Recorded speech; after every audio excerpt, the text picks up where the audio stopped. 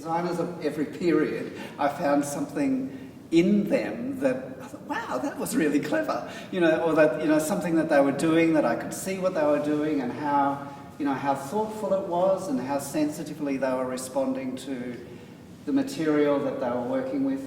And it really became very clear to me then that we haven't become dramaturgs, we've always been dramaturgs. Right.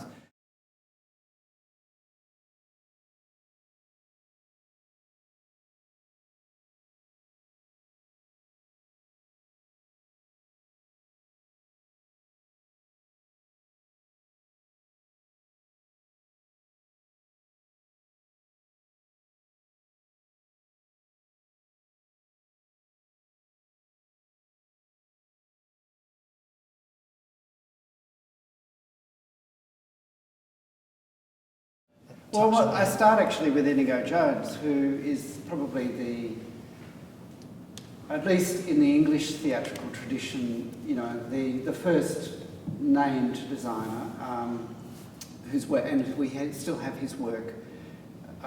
His designs actually exist for us to look at, and quite extensive writings about them from the time too. And I describe one of the masks that he designed, a court mask, which was a celebration of James I, I think, Charles I, where there was a Puccini march, which he didn't invent it, but he adopted it from Italy. There was this massive kind of spectacle of staging, a vision of kind of splendour on stage that he created that would make a casino show now look like very tame. And then there was a point in the production where all of the performers spilled through the Puccini march down into the theatre itself and joined the king. So there was this moment where the idealised world of splendour that he'd created on stage became the world of the king, and it was an incredibly powerful political moment of meaning making.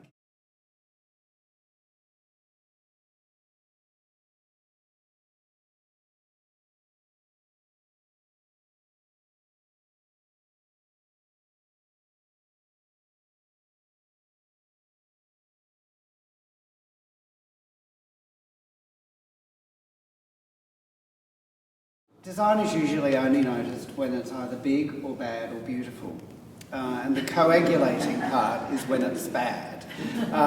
But, it's not just about design. It's like, in that sense, the design is a reflection of the way the whole production is working.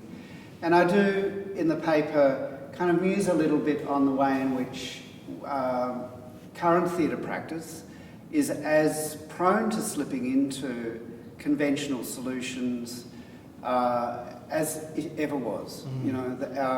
For example, I talk a bit about the way in which the Sydney Theatre Company over the last number of years, probably 5 years, there's been a run of black box productions. Oh yes, black or white. Black or white. Yes. You can have either a white box production or a black box production, but you can't have anything else.